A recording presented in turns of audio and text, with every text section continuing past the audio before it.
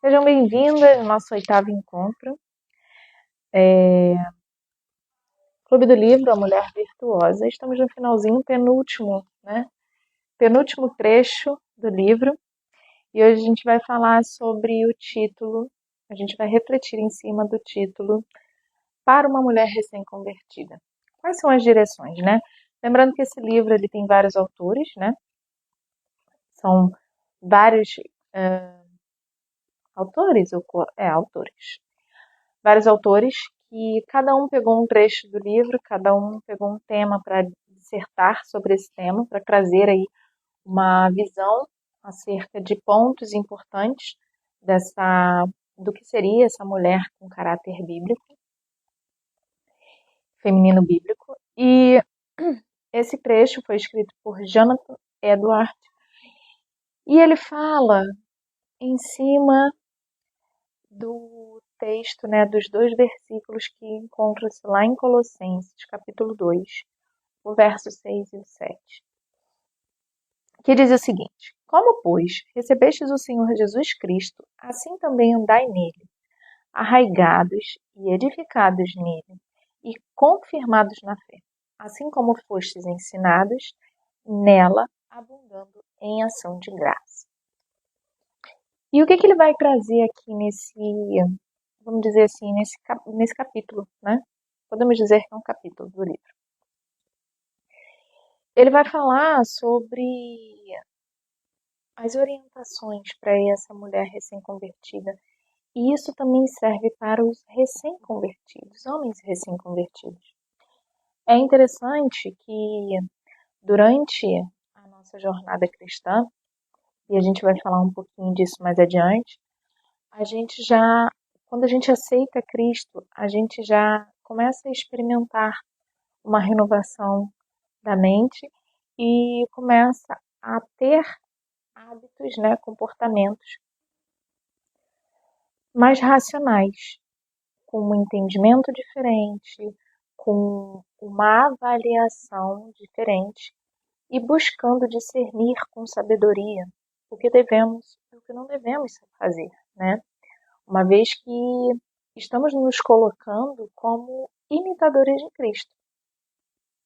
E dentro dessa linha, a gente já parte aqui para o segundo parágrafo desse capítulo, onde ele diz assim, respondendo uma carta, ele diz o seguinte, para a mulher recém-convertida: Não deixe de buscar, lutar e orar pelas mesmas coisas que exortamos as pessoas não convertidas a buscar e pelas quais você já experimentou em sua conversão.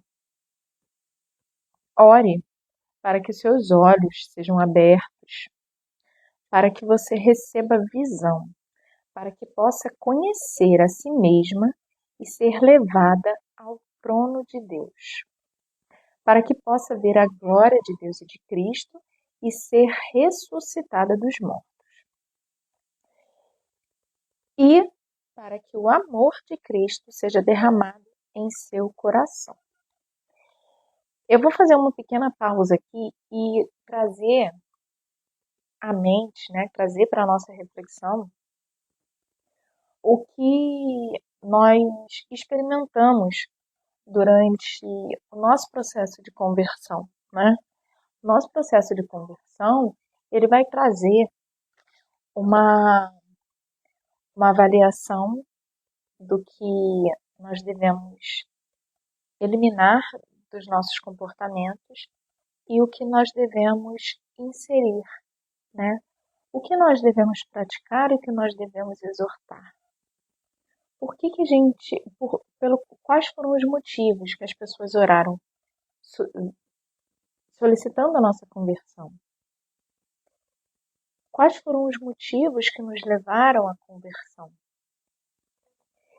E o interessante é que não devemos, em momento algum, independente do tempo que nós estejamos na vida cristã, de buscar, de lutar e de orar pelas coisas que nós exortamos os não convertidos.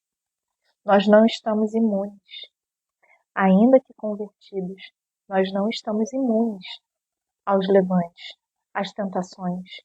E quanto mais nós buscarmos uma intimidade com Deus, quanto mais nós orarmos, pedindo proteção, entregando as nossas causas, entregando as nossas dificuldades no servir, porque sim, temos dificuldades no servir, temos as nossas tentações, temos as nossas lutas internas, emocionais, espirituais, os nossos hábitos, né? Para a gente remodelar os nossos hábitos. Nós temos várias lutas no nosso dia a dia. E nós não podemos negligenciar nessa oração, nessa busca, nessas lutas, porque seremos tentados. Cada vez com um grau mais forte, né? Um grau acima. Conforme a gente vai passando pelas provações maiores, mais intensas são essas provações. É por isso que ele direciona essas mulheres recém-convertidas a continuar buscando, continuar lutando, continuar orando, como quem ora pelos não convertidos, né? Nós nós precisamos tanto quanto os não convertidos. Em especial porque a nossa visão, ela vem sendo aberta a cada dia, a cada experiência, a cada nível de profundidade. Então ele diz que nós devemos pedir visão, que nós devemos observar e buscar, né, conhecer a nós mesmos para sermos levados ao trono, para conseguir ver a glória de Deus e de Cristo e sermos verdadeiramente ressuscitados dos mortos. A ressurreição dos mortos é a libertação daquele que andava em pecado, daquele que encontra a liberdade em Cristo. Por mais louco que essa afirmação pareça, por mais contraditório que essa afirmação pareça, porque o cristão ele não faz muita coisa que as pessoas não cristãs fazem. E ainda que pareça que somos prisioneiros de uma religião, nós somos livres, nós fomos libertos por ela. E é interessante chegar nesse ponto porque nós não somos obrigados a deixar de fazer coisas. Nós escolhemos, porque hoje nós temos um nível de entendimento de que certos hábitos não nos edificavam espiritualmente falando. Certos hábitos não nos vestia de pureza e santidade. Certos hábitos nos traziam prisões emocionais, prisões sociais, né? Quando a gente para analisar todos os medos que o Senhor vem nos libertando, que a palavra e os ensinamentos de Cristo vêm nos libertando. Então, quando a gente diz que nós éramos escravos e agora nós somos livres, a gente consegue experimentar com sabedoria a liberdade que o Senhor nos trouxe, a liberdade que o Senhor nos entrega, né? Quando Deus nos dá o livre-arbítrio e quando Ele nos abençoa, né? Fazendo um lembrete aí, uma alusão a Gênesis, onde Ele cria o homem, Ele cria o ser humano e nos abençoa, dizendo que devemos governar sobre tudo e todas as coisas que se movem na terra. Essa bênção, essa liberdade, Ele nos deu. Só que, muitas das vezes, com as experiências mundanas, nós não utilizamos dessa bênção com sabedoria. Nós não utilizamos desse governo com uma real liberdade. porque estamos presos aos medos psicológicos, né? O medo instintivo é aquele medo em que a gente vê algo que vai ser nocivo ao nosso ser, né, físico, por exemplo, uma cobra, um penhasco. Você desenvolve esse medo instintivo porque você não vai chegar na beirada, você não vai sair se jogando, né? Em sã consciência, você não vai fazer isso. Você não vai deixar uma cobra venenosa vir e te picar. Você vai buscar se defender. O medo psicológico é uma defesa em cima de experiências que acionam emoções. E isso nos aprisiona, isso nos coloca numa condição de necessidade de aprovação, necessidade de afeto, busca, né, por ser amada. E quando a gente encontra e vai mergulhando com profundidade na mensagem, nos ensinamentos de Cristo, na experiência que Ele nos traz sobre as verdades, né, que Ele nos traz sobre o amor, sobre as bênçãos de Deus, a liberdade em viver a nossa real identidade, a liberdade de não se identificar com um rótulo que em algum momento a gente validou, né? Em algum momento das nossas experiências a gente validou. Então, quando a gente traz essa percepção do que é liberdade, depois que a gente acessa esse amor de Deus por nós, esse amor que Cristo teve por nós, por se entregar por nós, por nos remir dos nossos deslizes, das nossas prisões, dos nossos vícios. Quando a gente é apresentado a esse amor, a gente acaba até se tornando um pouco chato, porque a gente fala muito sobre isso, e às vezes as pessoas olham com uma percepção de, nossa, como essa pessoa se tornou arrogante, como essa pessoa se sente, né, soberba, como essa pessoa é soberba, ela se sente melhor do que os outros. Não. A gente acessou algo que nos traz uma liberdade com uma profundidade tão grande, que a gente não consegue esconder essa expansão do nosso ser, porque nós conseguimos sim expandir o nosso ser, o nosso nível, né, o nosso nível de consciência, ele acessa um degrau acima do que estávamos antes, né? E se lembrar e sermos convidadas a esse lembrete de que devemos continuar pedindo visão, devemos continuar orando pelos mesmos motivos que oramos antes, né? Sobre as nossas transgressões, sobre as nossas dificuldades, os nossos vícios emocionais, químicos, físicos, né? Enfim, comportamentais, vamos dizer assim, devemos estar sempre buscando e lutando mesmo. Não há outra palavra, não há outra palavra que explique melhor essa nossa jornada. Não é uma luta pesada, mas a gente não pode permitir que certas práticas voltem a serem comuns no nosso dia a dia, serem normais, né?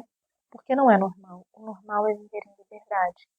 E essas práticas que nos aprisionam de certa forma, espiritualmente, emocionalmente, elas precisam ser constantemente exortadas. Eu lembro de em determinado momento, por uma mentora, ser lembrada de que quando você pensa que você venceu o orgulho, é hora de começar tudo de novo. É hora de você fazer toda essa jornada de libertação do orgulho, começar a rastrear aonde que o orgulho está me enganando, porque tem coisas que a gente vai precisar se avaliar e exortar de nós mesmos sempre, até o fim da nossa vida terrena, né? Então vamos continuando aqui. Esse é um capítulo pequenininho, assim como o último, mas ele traz uma mensagem, né, bem forte. E a gente não tem como não refletir em cima dessas questões que eu acabei de expor aqui para vocês. Então, continuando aqui, ainda no segundo parágrafo, ele continua assim: aqueles que têm mais dessas coisas, né, ainda precisam orar por elas. Aqueles que já têm mais entendimento sobre as lutas que a gente trava, sobre o, o padrão e a renovação da nossa mente, o padrão racional dos nossos comportamentos, do nosso estilo de vida e toda essa dualidade emocional, essa, essa gestão emocional que a gente precisa desenvolver, ainda que você tenha um pouquinho mais do que aqueles que ainda não são cristãos, aqueles que ainda não experimentam dessa mesma liberdade, desse mesmo amor, desse mesmo servir, nós precisamos, sim, dessa oração, dessa autoanálise e dessa exortação.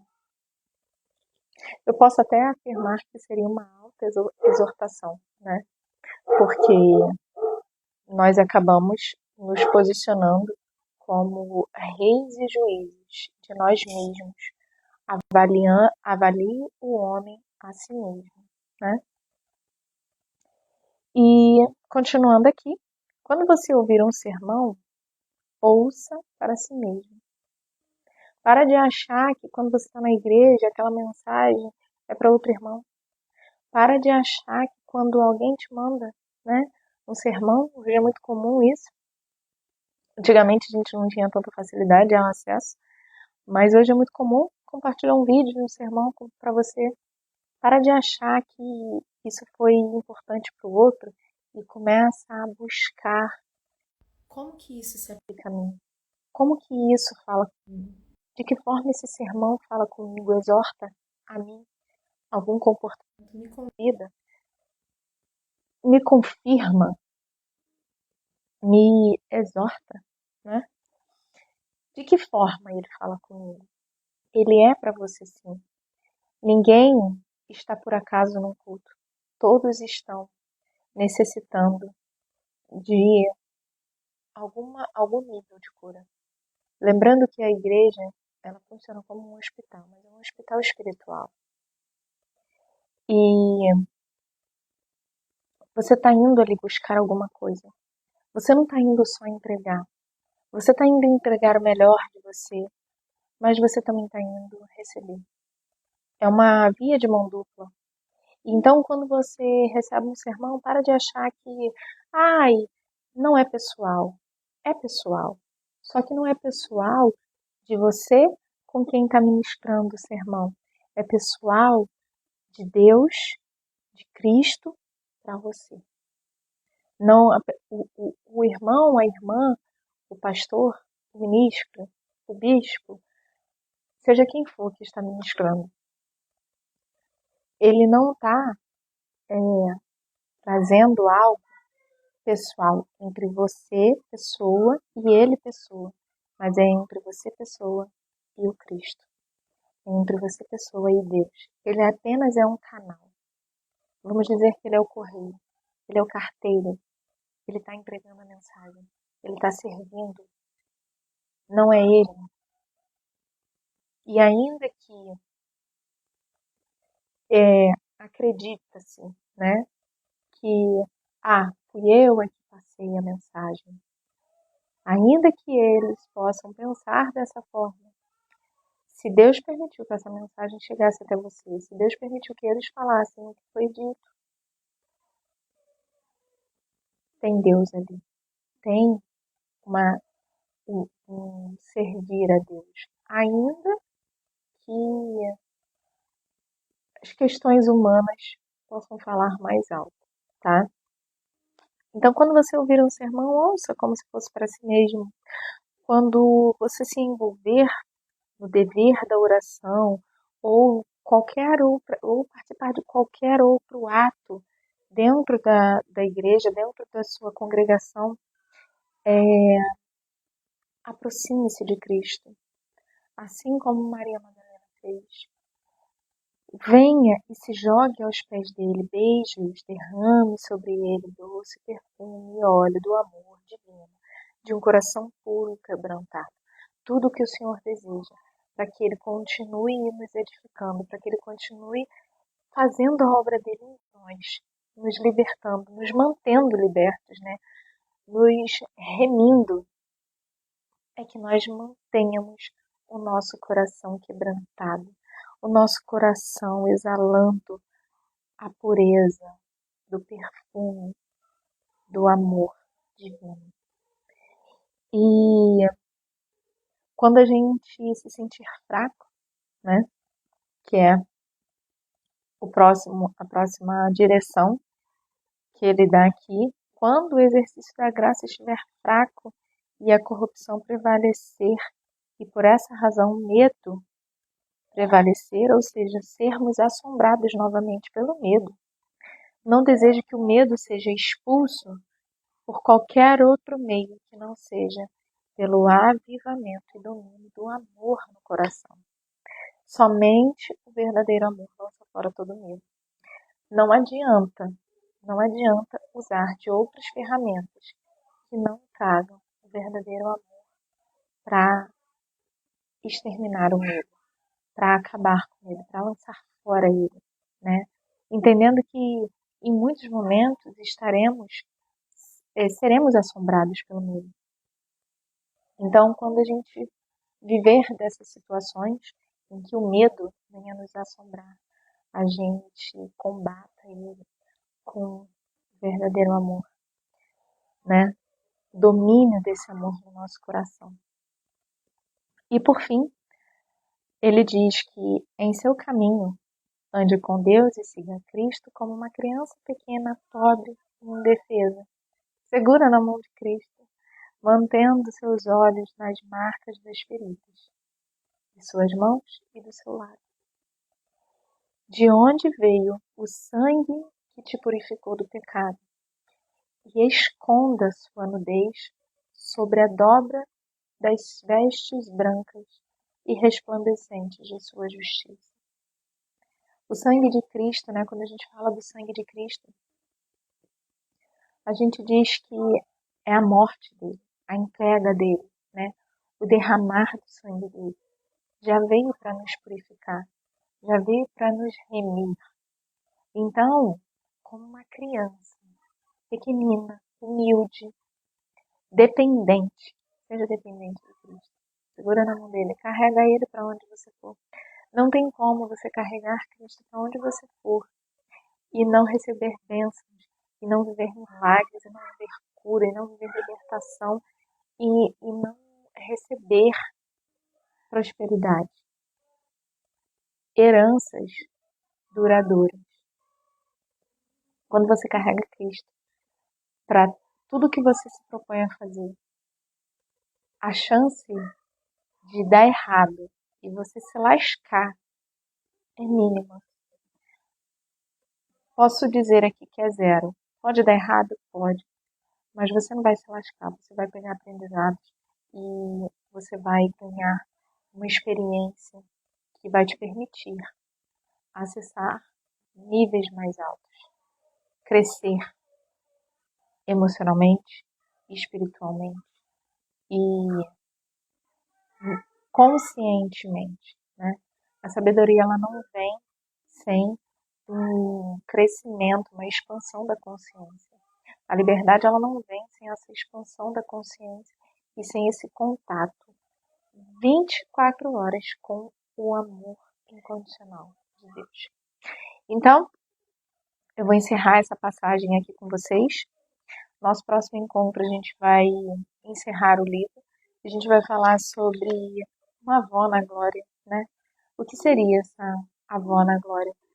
Como que a gente traz essa experiência da glória.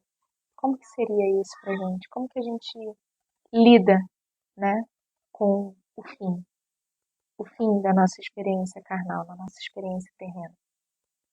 Então, se está fazendo sentido para você, eu acredito que o encerramento vai ser tão lindo quanto tem sido essa jornada. Eu não sei para você, mas se você está aqui, é porque está sendo lindo para você também. Então, compartilha com outras mulheres que também vão se deliciar, se regozijar dessa jornada, dessas reflexões em cima desse livro. E vamos nos preparar, né, para encerrar e já declarar aí, já compartilhar com vocês como que será o próximo, tá bom? Um beijo no seu coração e até breve.